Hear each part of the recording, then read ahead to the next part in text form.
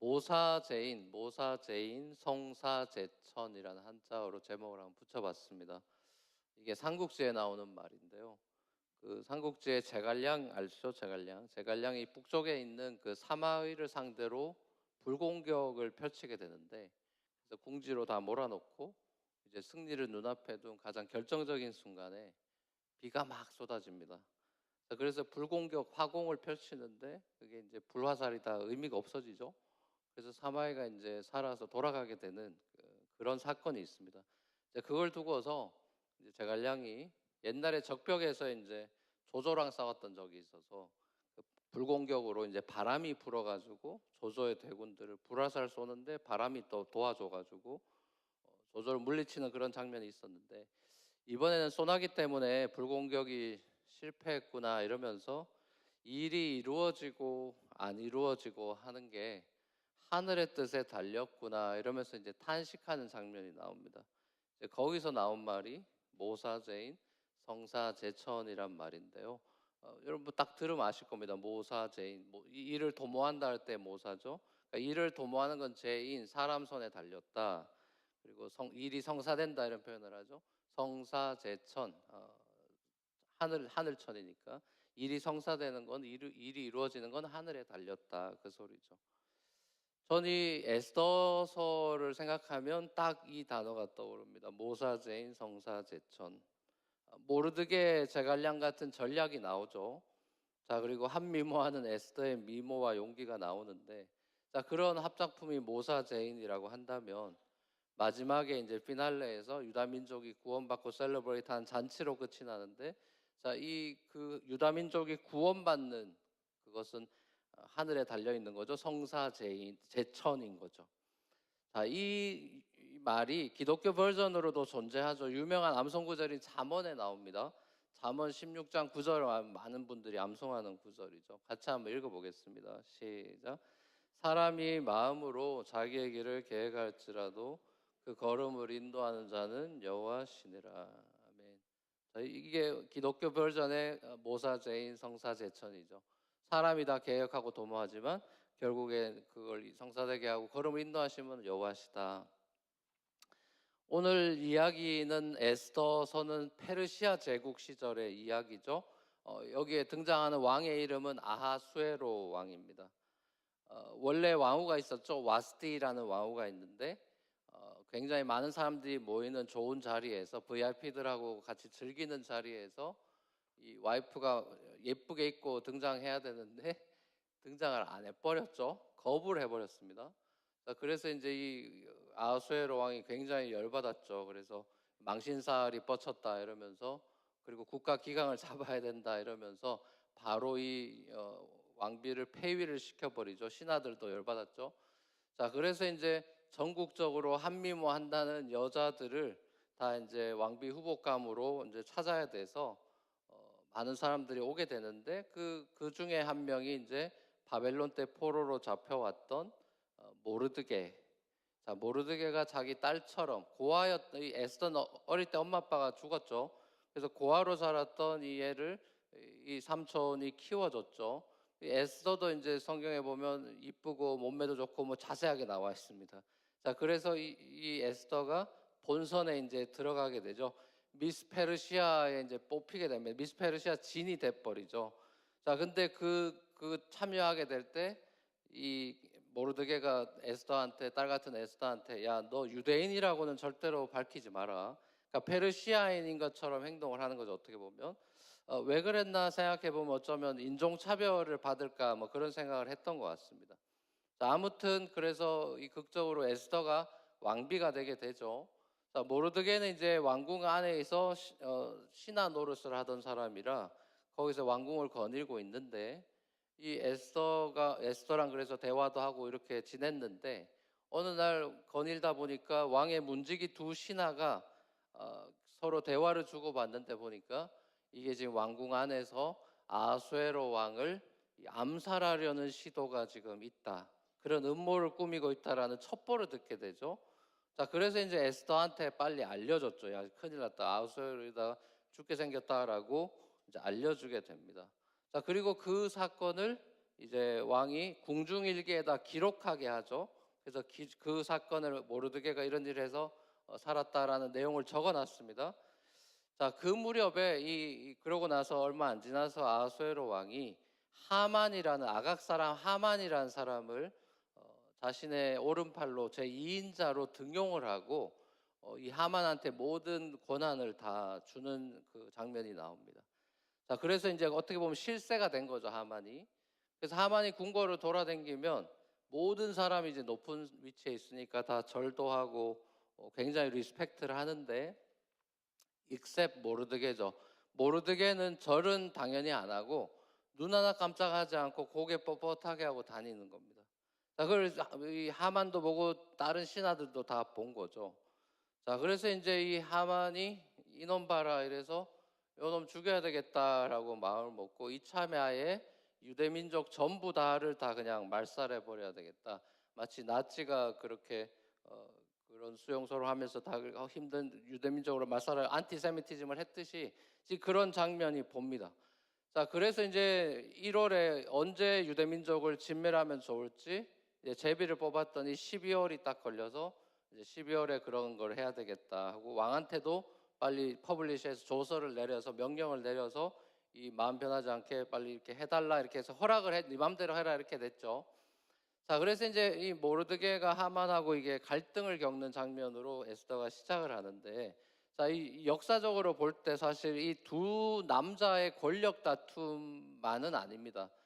성경이 지금 에스더서가 그리고 있는 것은 둘만의 다툼으로 사실은 묘사하지 않아요. 백그라운드가 있습니다. 왜냐하면 모르드게 출신이 나오고 또 하만의 출신이 에스더서에 기록이 돼 있는데, 모르드게는 누구냐? 2장 5절 같은 데 보면 베냐민 자손이다, 기스의 증손이다, 시므이의 손자다, 야일의 아들이, 이렇게 자세히 족보가 나와요. 자, 이렇게 왜 자세히 소개되고 있겠습니까? 뭐가 있는 거죠? 자, 처음에 베냐민 자손 기스의 증손 이러면 베냐민 기스 이러면 여러분 누가 딱 떠올라야 됩니다. 예, 성경 퀴즈 대회는 거의 사울이죠, 사울.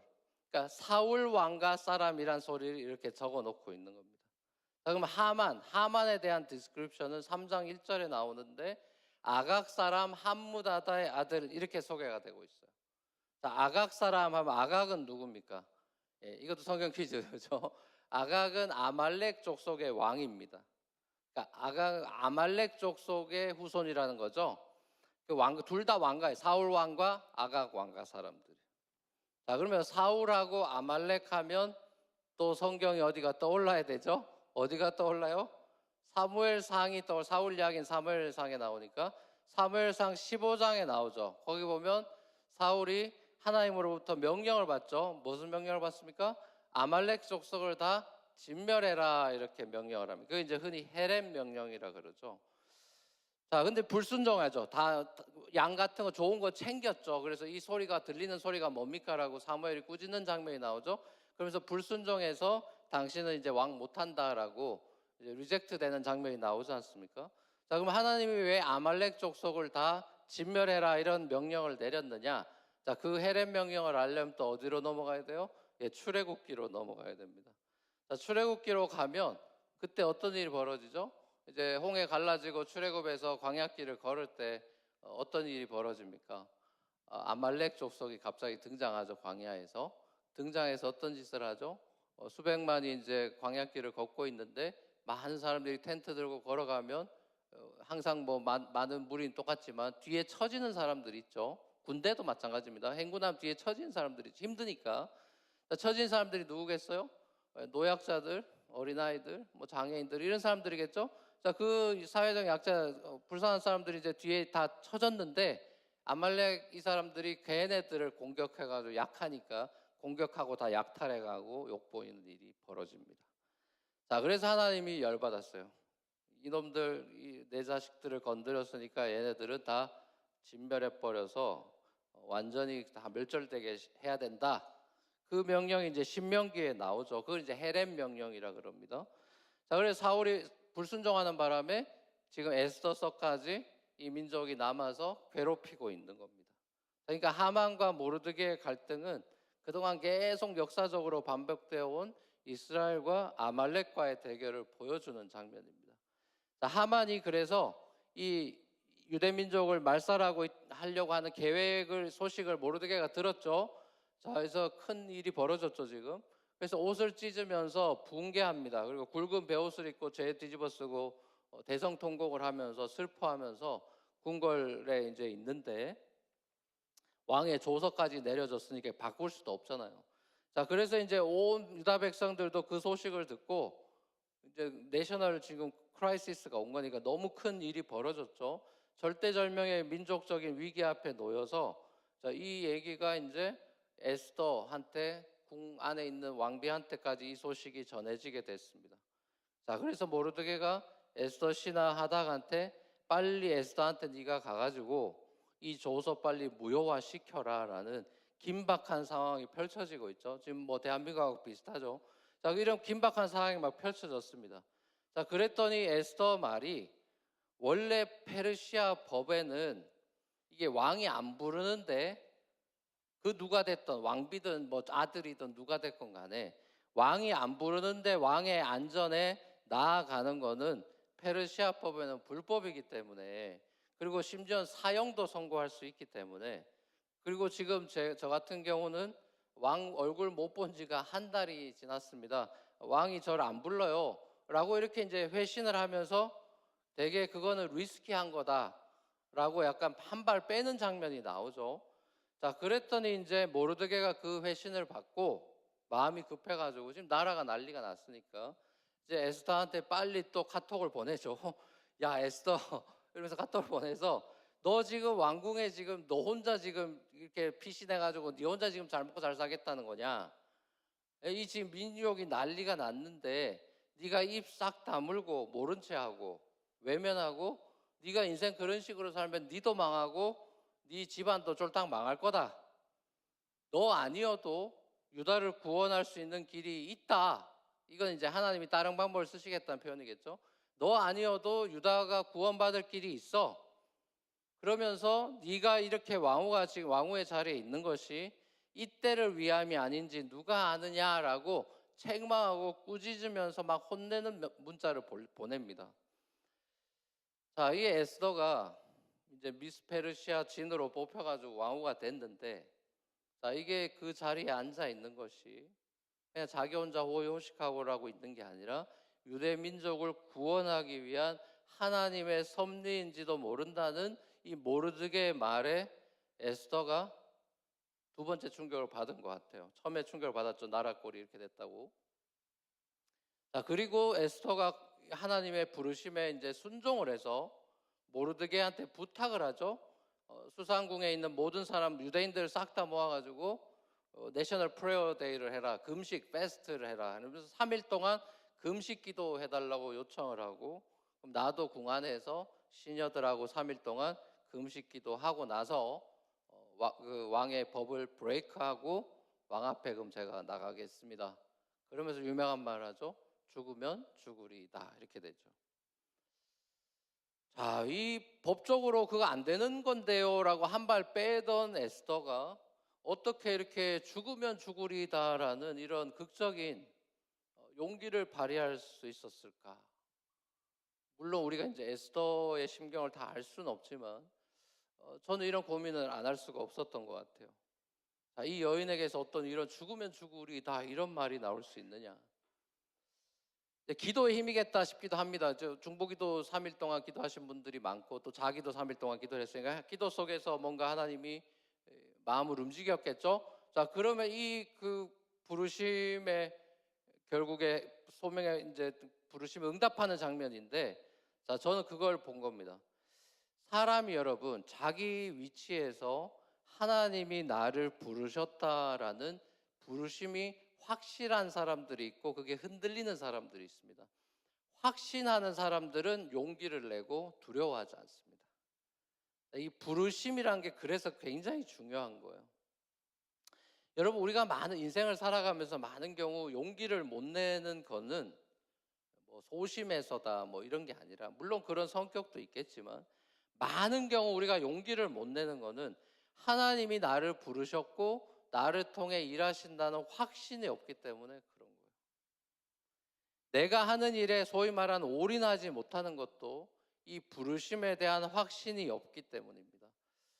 이제 저 같은 경우는 중학생 때 이제 목회자로 부르심 받고 또 헌신하고 이렇게 됐는데, 이제 그래서 이제 그 패스를 가기 위해서 공부도 뭐 열심히 하고 막 하면서 그 패스를 밟아서 이제 미국 유학도 오고 이제 그 길을 해서 목사 안수도 되고 이제 목회 어릴 때 꿈꿨던 그 길을 가게 됐죠. 자, 목회를 그래서 뭐 몇십 년 이렇게 하면서 목회를 하면서 어릴 때 꿈꿨던 중학생 때 꿈꿨던 목회와 지금 이제 50이 넘어가는 이런 상태에서 목회를 하고 있는 상황에서 그 괴리가 있겠죠. 그 세월도 한참 지났고요. 그래서 제가 그 목회하는 길 동안에 목회의 길이 쉬웠겠습니까? 어려웠겠습니까? 목사 노릇 안 해봐서 모르죠. 예? 목사의 삶이 쉬웠겠어요? 어려웠겠어요? 여러분이 힘들게 해놓고 이렇게 또 발뺌하면 어떡합니까?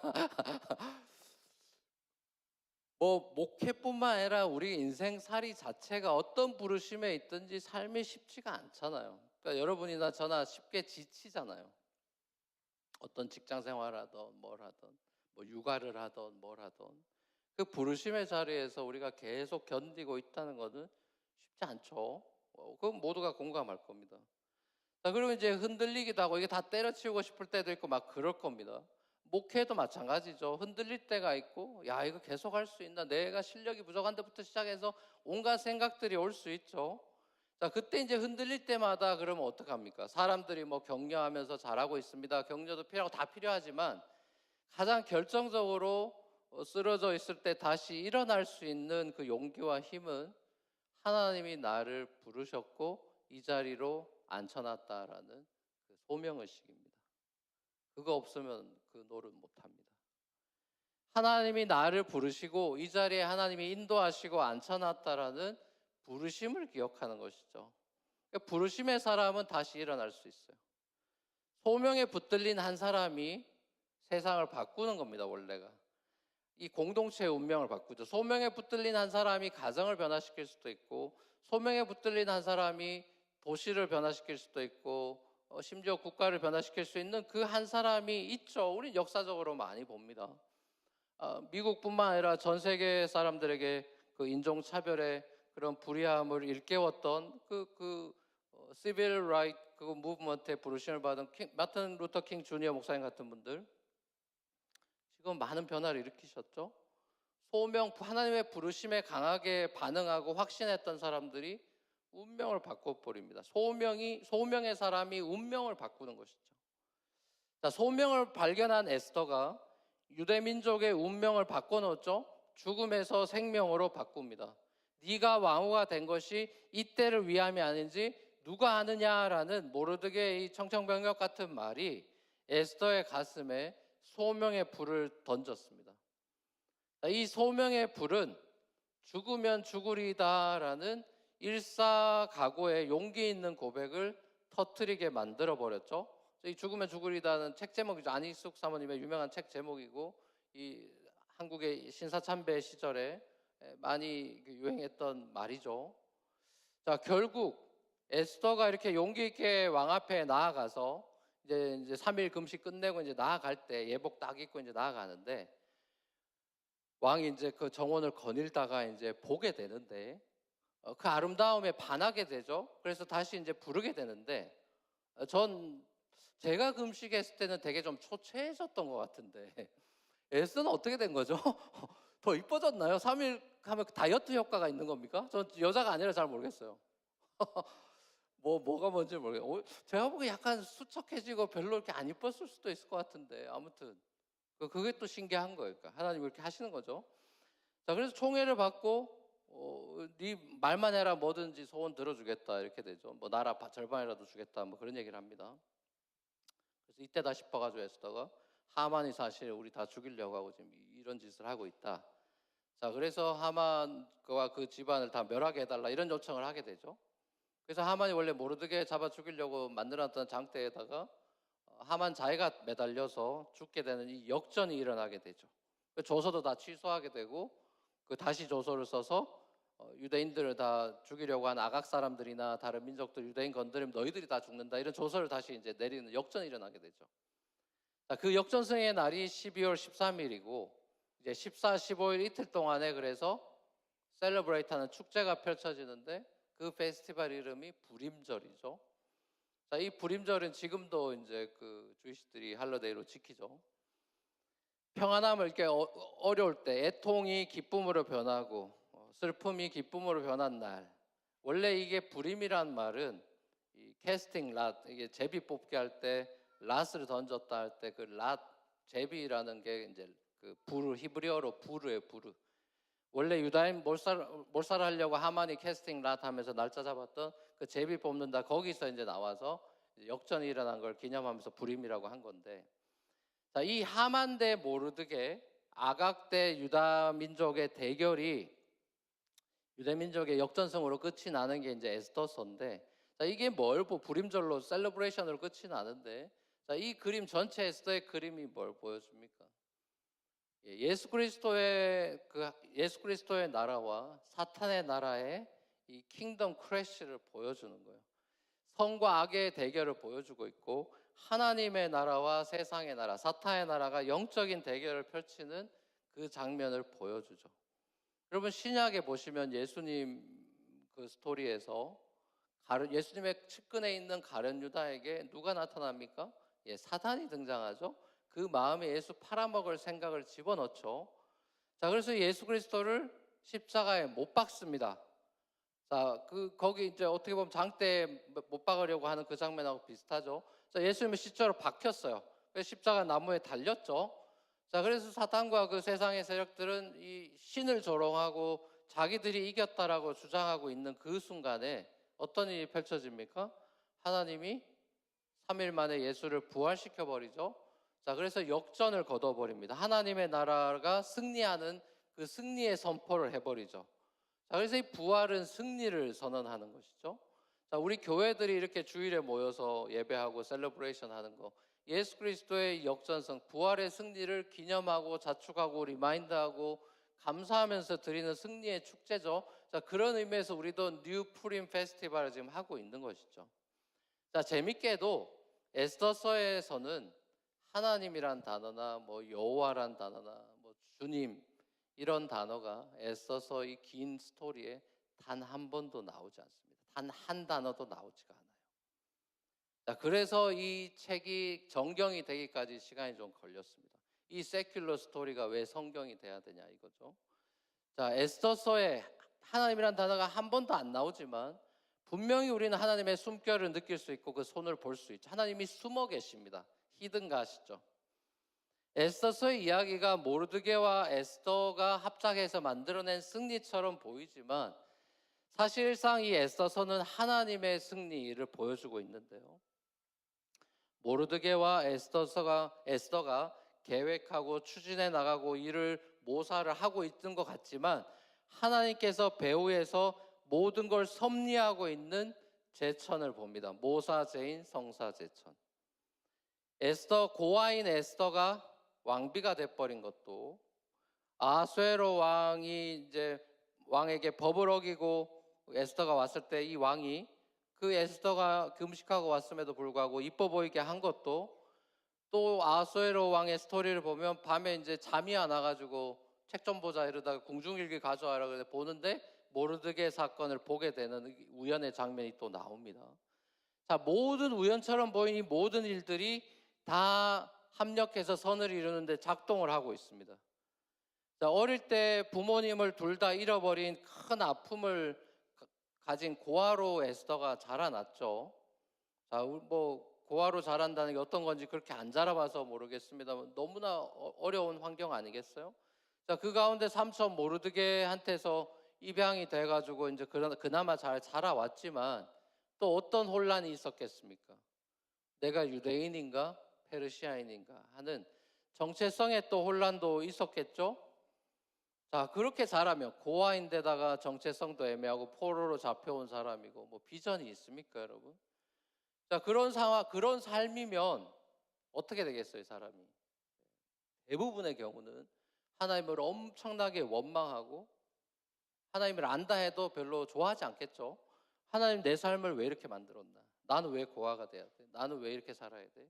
내 삶은 왜 이 모양인가? 라고 한숨 쉬며 살지 않겠어요?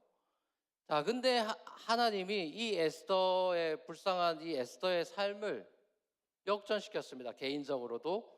자, 그래서 이 에스더가 그 이름의 뜻대로 별이 됐죠. 에스더라는 이름의 뜻은 별이죠. 그 삶이 별이 됐습니다. 별이 된다는 건 뭐예요? 별은 어떤 쓸모가 있죠? 어두울 때 쓸모가 있죠. 대낮엔 필요가 없죠. 자, 민족이 포로가 되어서 살아가는 이 짙은 어둠의 시대에 에스더가 민족을 구원해내는 그야말로 스타가 됐습니다. 혜성과 같이 등장을 했죠. 자, 이 에스더서를 우리가 왜 읽어야 됩니까? 하나님 한자 안 나오는 이 에스더를 왜 읽어야 되죠? 자, 이 주이시 히스토리 같은 이 책을 우리가 왜 읽습니까? 예. 신약의 관점으로 봤을 때 저와 여러분도 하나님 알지 못하던 영적인 고아죠. 근데 하나님이 우리를 예수 그리스도 안에서 입양을 하셨죠. 하나님이 우리를 입양해서 불렀습니다. 자, 그래서 하나님의 자녀가 되게 하셨어요. 우리를 키워주십니다. 은혜로. 자, 그리고 우리 여기까지 왔어요. 자, 근데 우리가 밟고 있는 땅은 페르시아 제국, 포로가 된 것 같은 세상 속에서 우리가 괴로움과 핍박 속에서 많은 경우 살아갑니다. 크리스찬 이후로 하지 못하는 일들, 또 받는 핍박, 이런 것들이 있죠. 자, 그래서 우리가 이제 하나님의 부르심을 받은 정체성을 가지고 살아가지만 사는 게 쉽지가 않아서 세상의 유혹이나 세상의 방식에 자꾸 눈이 돌아갑니다. 자, 그러면서 이제 특별히 우리 같은 사람들은 코리안 디아스포라로 이민자로 살아가니까, 자, 이 미국이라는 거대한 제국 속에서 우리가 살다 보니까 이제 어떤 멘탈리티가 많이 생기죠? 그냥 내 한 몸이나 잘 건사하고 우리 가족들이나 행복하게 살면 됐지 뭐, 그게 인생이지 뭐, 이러고 우리의 마음이 쪼그라듭니다. 이민자들은 이런 멘탈리티가 많죠.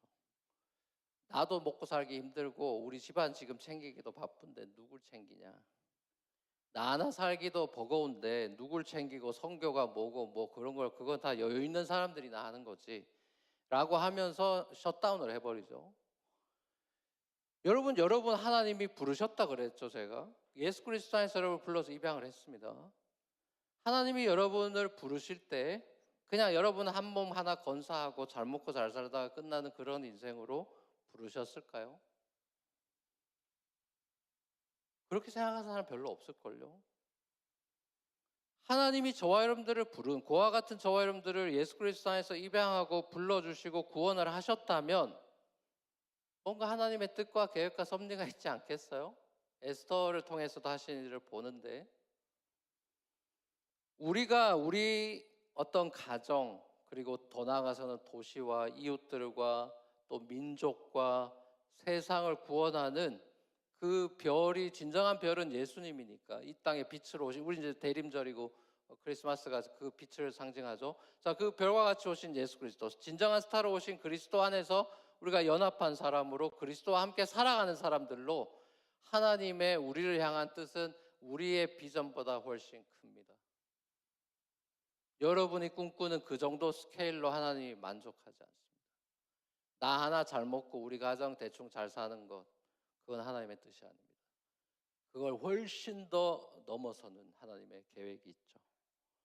여러분을 통해서 하나님이 여러분의 가정을 구원하시려는 계획이 있을 거고요. 여러분의 직장을 변화시킬 다니엘 스토리나 이런 거 다 똑같습니다. 하나님의 계획은 그 자신의 삶의 만족과 테두리를 넘어서게 합니다. 이걸 이제 유식한 말로 선교라 그러고 뭐 그러는 겁니다. 그 테두리를 넘어서게 해요. 내 바운더리를 깨뜨립니다. 그걸 넘어서게 합니다. 그냥 뭐 나는 요렇게 그냥 적당하게 잘 먹고 잘 사는 요 정도로 사는 거지 뭐. 그렇게 되면 어떤 일이 벌어지는지 아십니까? 그렇게 쪼그라들면 쪼그라들수록 불평과 원망이 많아집니다. 그리고 삶의 기대와 소망과 희망이 없어집니다. 소위 말하는 비전이 없어져요. 자, 그러면 그 삶은 굉장히 그 풀리스트 라이프를 살지 못합니다. 잔 10:10 요한복음 10장 10절에서 예수님이 약속하신 너희로 양을 이리로부터 양을 구하고 양으로 생명을 얻게 하고 그 더 풍성하게 하려는 것이다. Life to the fullest라는 그 영생의 삶을 우리가 못 삽니다. 그건 안타까운 일이죠. 한 번뿐인 인생으로 태어나서 fullest life를 못 삽니다. 그건 너무나 안타까운 일이에요. 여러분, 저와 여러분들의 삶 속에 우리 삶을 돌아볼 때, 특별히 맨하탄 이런 데 살아가면 맨날 비교하죠. 그래서 뭐 집 크기부터 해서 연봉부터 해서 모든 걸 외모니 뭐니 옷차림이니 다 사람들과 비교하면서 내 삶에 유리한 조건을 잘 못 봅니다. 비교가 많아지면 그 사람은 굉장히 불행해지잖아요. 나한테는 이것도 없고 저것도 없고 내 삶의 조건 학력도 없고 난 뭐 PhD도 없고 뭐도 없고 이렇게 하면서 그래서 나는 이렇게 하나님 앞에 크게 쓰임 못 받아, 이런 핑계를 댑니다. 또 어떤 사람들은 하나님이 많은 걸 주셨어요. 그래서 뭐 진짜 엄친아요. 뭐 학력도 좋아, 돈도 많아, 뭐 얼굴도 잘생겼고 뭐 다 가진 그런 사람들 간혹 있어요. 많진 않지만. 자, 그런 사람들이 저러니까 쓰임 받는 거야. 그럴 수 있죠. 근데 그렇게 해서 쓰임 받는 사람이 생각보다 많지 않습니다. 우린 잘 알고 있죠. 왕궁의 화려한 조건에 함몰됩니다. 난 괜찮아 그러고 디스턴싱 해버리죠. 귀를 닫아버리죠. 그래서 그런 사람들이 오히려 성경언급 더 안 합니다. 인색해지죠. 사랑하는 우리 뉴프런트 교회 성도 여러분, 하나님이 여러분을 향해서 큰 위대한 계획을 가지고 계십니다. 하나님 아버지가 여러분 한 사람 한 사람을 향해, 그리고 여러분 가정을 향해서, 그리고 여러분 자녀를 향해서 계획이 있어요. 그리고 그 계획을 하나님이 하나님의 때에 하나님이 주도해 가면서 이루십니다. 이게 제 얘기가 아니라 바울 얘기죠. 너희 안에 착한 일을 시작하신 이가 주님 오실 때까지 이루실 줄로 확신하노라 그러죠. 자, 그 확신이 있는 사람들은 헌신한다니까요. 저와 여러분들의 삶을 하나님이 주도해 가시면서 우리의 삶을 빚어가고 있습니다.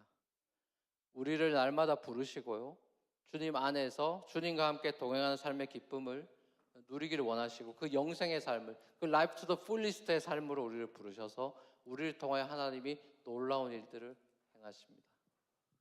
저 정말 엄청 시골 사람이죠. 저 정말 지금은 초등학교도 없는 그 깡촌, 말 그대로 버스 겨우 타고 가야 되는 거기 출신입니다. 저 가끔씩 한국 나가서 촌 애들, 초등학교 동창들 만나면은 출세했다 그럽니다. 저보고 뉴욕 갔다고. 여러분, 사람 일은 몰라요. 하나님이 어떻게 우리를 사용하시고 인도해 가실지 모릅니다. 그건 출신 성분에 달려 있는 것도 아니고 우리의 노력과 잘남에 달려 있지 않습니다. 하나님이 붙잡고 소명을 주시고 쓰시면 쓰시는 겁니다. 그럼 어떻게 해야 되겠어요? 하나님, 저를 사용해 주십시오. 저 주님 앞에 쓰임 받고 싶습니다. 기도하십시오. 여러분의 자녀들이 하나님 손에 붙잡힌 소명의 사람이 되도록 기도하세요. 이 시대의 그 부르심의 확신 속에 살아가는 그 한 사람이 필요한 시대가 되고 있습니다. 지금 한국도 난리 났죠. 그 정치도 마찬가지죠. 그 백성을 사랑하고 살리겠다는 소명의식이 없어서 저렇게 된 거잖아요. 안타까운 일이죠. 우리 그리스도인 마찬가지죠. 하나님이 우리 부르신 부르심의 소명에 합당하게 하나님 나라를 위해서 헌신하면서 그 놀라운 하나님의 역사를 펼쳐가는 그 일에 쓰임받는 그 기쁨으로 살아가는 저와 여러분의 삶이 되기를 우리 주님의 이름으로 간절히 축원합니다. 같이